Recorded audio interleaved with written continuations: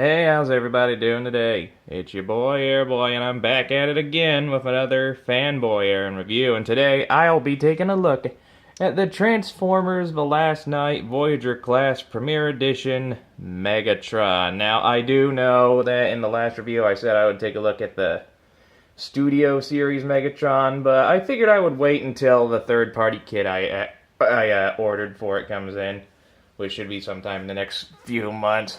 But don't worry, the review of that guy will come, and hopefully I'll have an actual camera instead of my damn phone.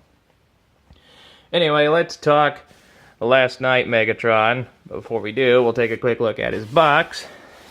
Right there we got Megatron. Very nice piece of artwork. Transformers. Let's see, here's the side of the box. And apparently all you need to know about him is that he is a merciless tyrant. Focus. There we go.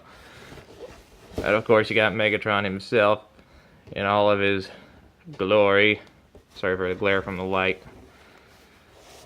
And there's the back of the box. Showing off Hound and more product shots. Transforms in 22 steps.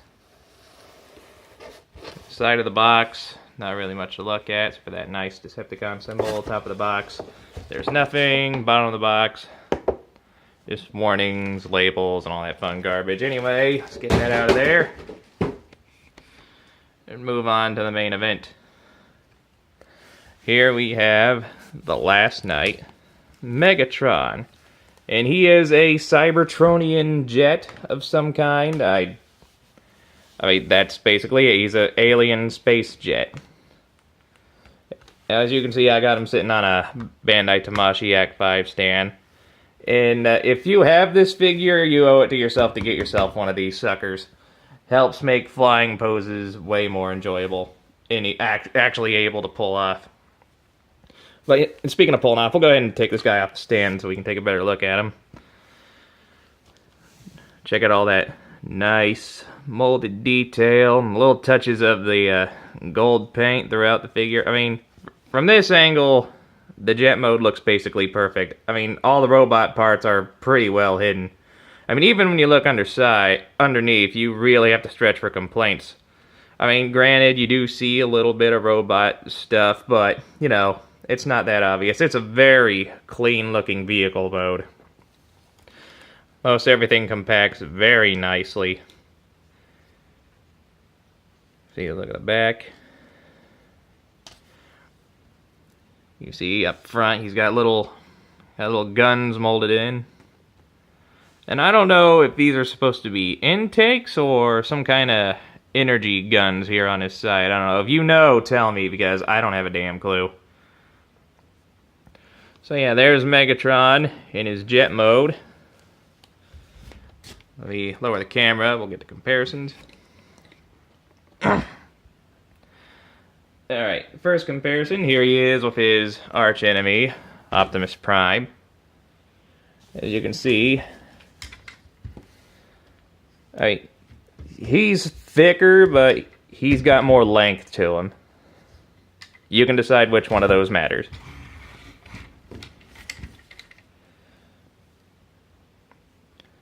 As you can see, they're fairly close to the same size. I mean, Optimus has a little more girth to him. Alright, well, here he is next to the Last Night Squeaks. Yeah, that is not a size-accurate moped. So if you're a scale nut, this figure is not for you. I just got it because I thought it was neat. Also, I wanted to give his weapon to my Studio Series Blackout anyway. See how he is next to his fellow Decepticons. The two main ones he worked with in the movie being Nitro Zeus. Oh, you know what? Hold on a sec. There we go. Nitro Zeus. See how he looks next to Nitro Zeus? As you can see, Nitro Zeus is a little bigger than Megatron.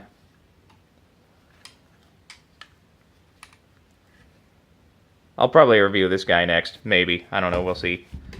And here he is next to Barricade. A car next to a jet. You know, actually, I might review this guy next. I don't know. It depends on whether or not I get the stuff I asked for. So yeah, there's Megatron in his jet mode. Now, he comes with one accessory. His sword, which is done in a nice gunmetal gray. One of my favorite colors. As you can see, the paint's also a bit sparkly. If I can get it to focus. There we go. Nice, sparkly, gunmetal gray paint. It looks absolutely fabulous. Fabulicious. I don't know words. I don't know what kind of sword this is supposed to be, but I want one. It looks really, really cool. And you can store this on the vehicle mode. As you can see here, there is a little slot right there. And it's meant to hold that little peg right there. You just take it, you stick it in there, and boom. Now, it's not the most pleasant looking weapon storage, but it's better compared to most other things that I've seen. And at least it lays flat against the vehicle mode, so that I do like. We're going to take it off to the side, and we're going to get to the transformation now. It's a very interesting transformation. It's amazing to see how this turns into his robot mode. So what you want to do is you want to lift these parts up.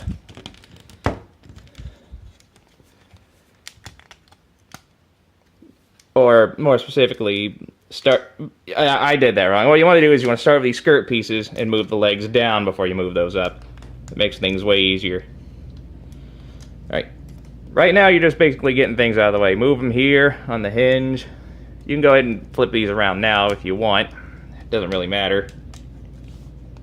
You take this a little assembly here, pull those out, bend the arms forward on these hinges. You can rotate his cannon and flip it out if you want. You bring it back around. Then what you want to do, you want to straighten these out.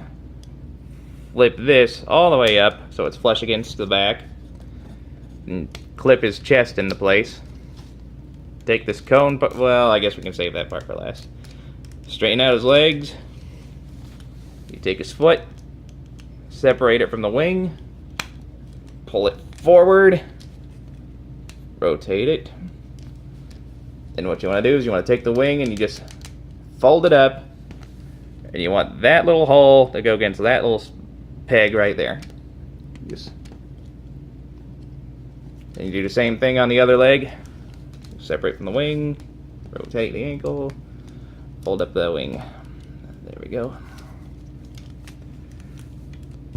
Once you get him standing, just flip his skirt down. Then you want to flip out the hands, like so.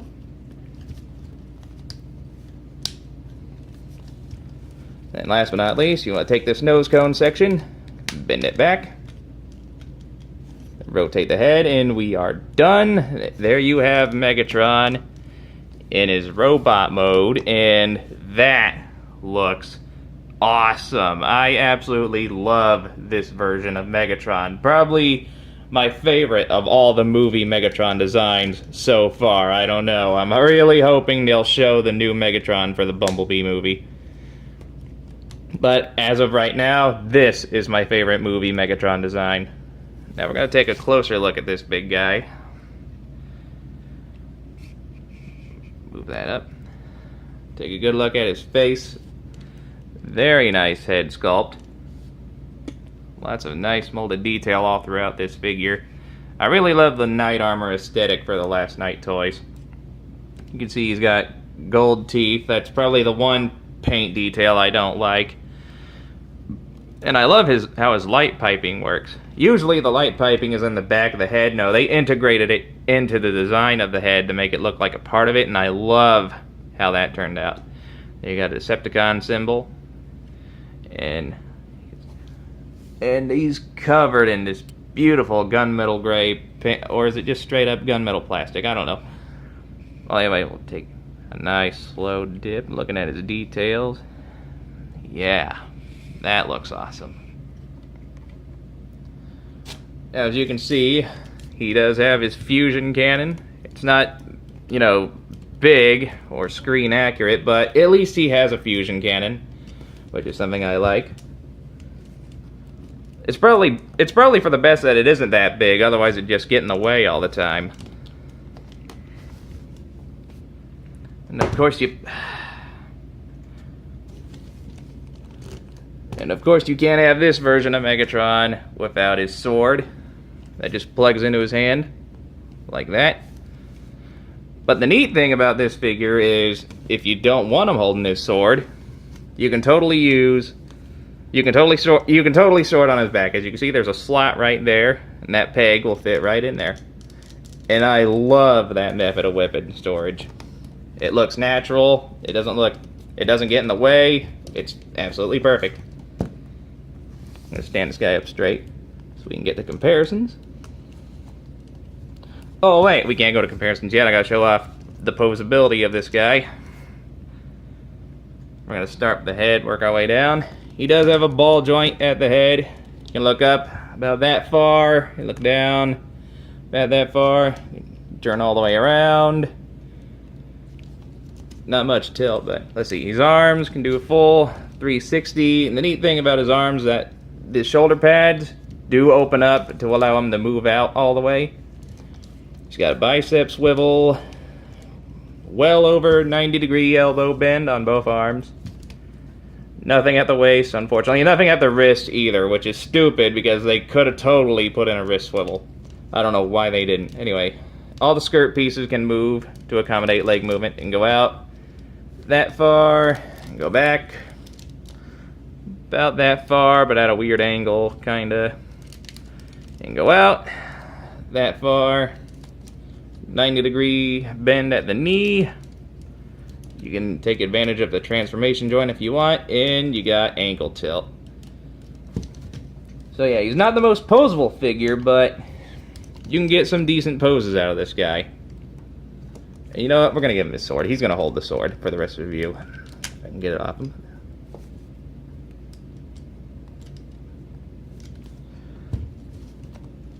Alright, let's get to the video comparisons here.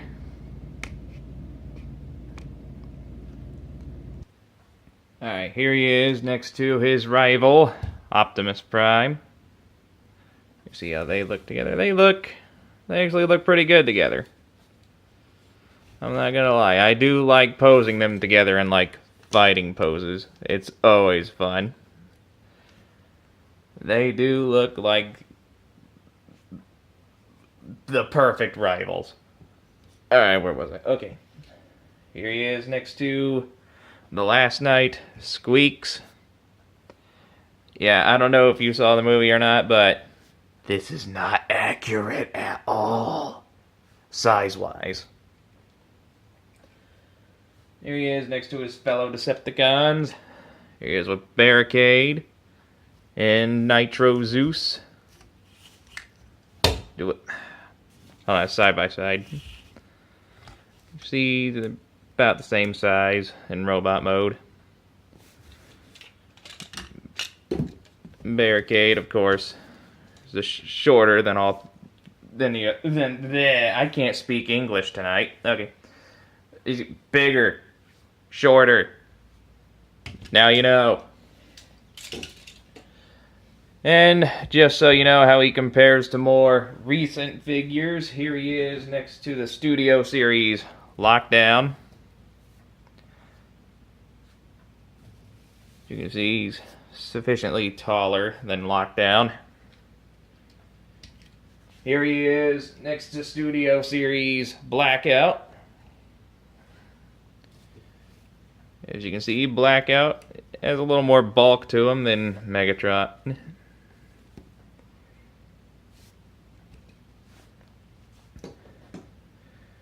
And here he is next to Studio Series Megatron. As you can see, Studio Series Megatron's got a little more bulk to him than the Last Knight Megatron. Because story-wise, this one came before this one. Now, as far as my favorite movie Megatron design goes, I'll admit Revenge of the Fallen Megatron definitely stands out from other Megatron designs. However, my favorite movie Megatron design so far is still the Last Knight Megatron.